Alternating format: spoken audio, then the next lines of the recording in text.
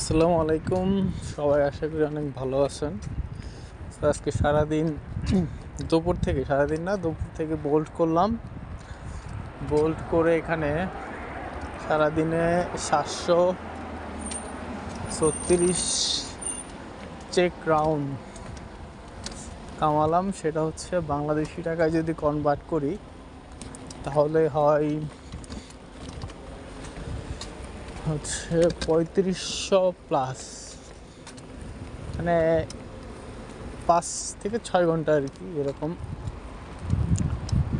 করলাম। সেক্ষেত্রে খারাপ না আর কি একদিনে। সো চেক রিপাবলিকে একটু ইনকাম কম আছে, ব্যাটারির চার্জ শেষ হয়ে গেছে যে কারণে হেঁটে যাচ্ছি।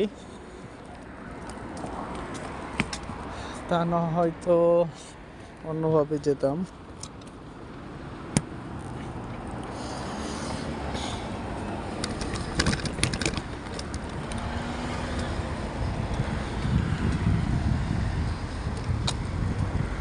ব্যাটারির চার্জ শেষ হয়ে যাওয়ার কারণে হেঁটে যাচ্ছি। স্কুটারের ব্যাটারির চার্জ প্রায় 5 থেকে 6 ঘন্টা। আমি 2টা থেকে শুরু করছি, এখন বাজে হচ্ছে 9টা, 9টা 9:30 বাজে। তার মানে কয় ঘন্টা হইতে পারে? মিনিমাম 25 কিলোমিটার থেকে 30 কিলোমিটার রাইড করছি আজকে এই টাকা ইনকাম করতে। সো বুঝতেই পারতেছেন যে কতটা কঠিন দেশের বাইরে পড়াশোনা করে টাকা ইনকাম করা। পড়াশোনার সময় থাকে না। পরীক্ষাও ছিল আজকে, পরীক্ষা দিয়ে তারপর বোল্ডে নামছি আর কি। এখন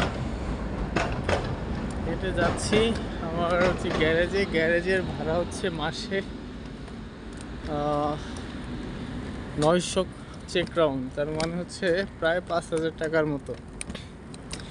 সেখানে এই টাকা ইনকাম খুব একটা বেশি না।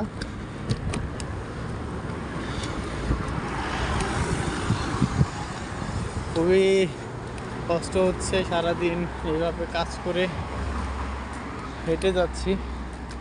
স্কুটার চার্জ শেষ, একটু দিয়ে চালিয়ে দেখি 2 মিনিট না 1 মিনিট করে চললেও তাড়াতাড়ি যেতে পারবো। দেখি কি অবস্থা।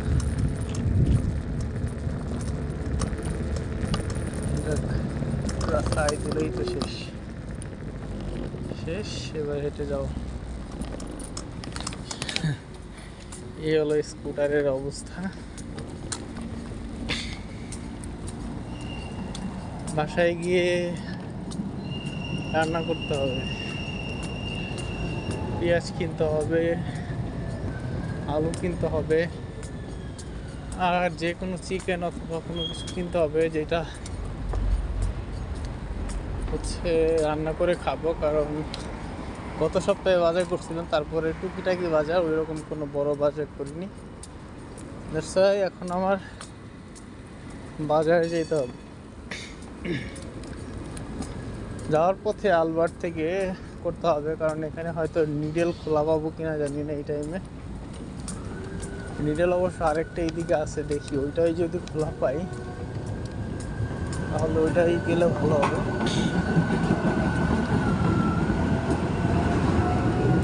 নিডেলে মনের মতো জিনিস পাওয়া যায়, আর অন্য সবগুলা তো এরকম অ্যাভেলেবেল থাকে না সব কিছু। সব থেকে ভালো আমাদের ডরমিটরির পাশে যে নিডেলটা আছে ওইটাই অনেক আপডেটেড ফুড এবং কি বেচা কেনা ভালো থাকে। এই জন্য সব কিছু আপডেট পাওয়া যায় আর কি। অনেক পুরনো মুরগি বা মাংস খুব একটা বেশি পাওয়া যায় না। এটা হচ্ছে হালবি নাদরাজি, আমাদের মেন স্টেশন। এখানে বলতে গেলে এই সিটির সেন্ট্রাল পয়েন্ট আর কি।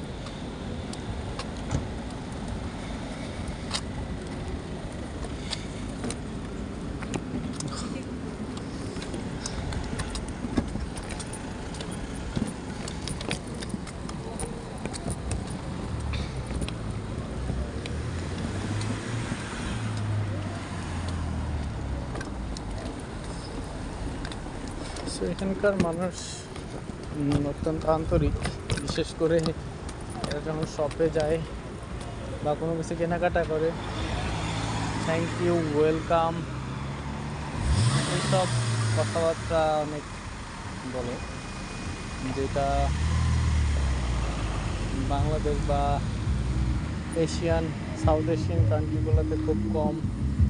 থ্যাংক ইউ, ধন্যবাদ, এগুলো ইউজ করে। এখানে মাস্ট বি ইউজ করে 100% সবাই। দেখি একটু চালাইতে পারি নাকি, কত দূর যাওয়া যাবে, কারণ অনেক হাঁটাহাঁটি করছি। একটু ব্যাকআপ দেয়, আমার গ্যারেজ পর্যন্ত যাইতে পারলে,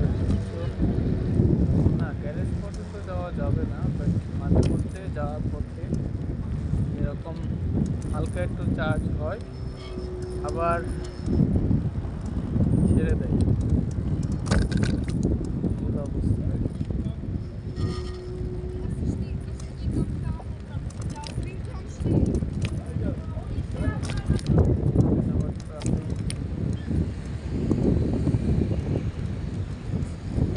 চলে না, তারপরে আবার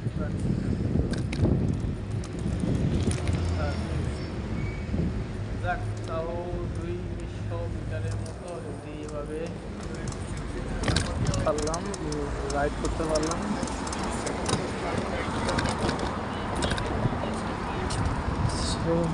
দেখি গ্যারেজ পর্যন্ত যেতে কতক্ষণ লাগে। আর ইউরোপের জীবন খুবই কঠিন এখন। দেখেন, শীতের দিন না, তারপরেও সন্ধ্যা হলে শীত পড়ে যায়, মানে শীতের কাপড় ছাড়া তারপরেও আসা যাওয়া যায় না, এমন অবস্থা। এলে এসব দেশে কীভাবে মানুষ চলে, সারা প্রায় বছরে 6 মাসই শীত থাকে। আমি যখন আসছি তখন ফেব্রুয়ারি মাস থেকে এখন পর্যন্ত অনেক শীত নাই, এখন প্রায় 1 মাস ধরে শীত অনেক কমে গেছে, বাট তারপরেও শীত, সন্ধ্যা হলেই শীত। এটা অবশ্য অনেক ভালো রাতের জন্য, ঘুমানোর জন্য। তো বাংলাদেশে তো মানুষ রাতেও ঘুমাইতে পারে না, দিনেও ঘুমাইতে পারে না, এই বাংলাদেশের অবস্থা। যাই হোক, ভিডিও আর লম্বা করবো না, গ্যারেজে যাইতে আমার আরও 7-8 মিনিট লেগে যাবে হেঁটে যেতে। তো সবাই ভালো থাকবেন। এই ভিডিওটা অবশ্য কোনো কোনো কিছু নাই বলার, বাট র্যান্ডম এখানে দেখাইলাম আর কি এখানকার পরিবেশ কী অবস্থা। সো আল্লাহ হাফেজ।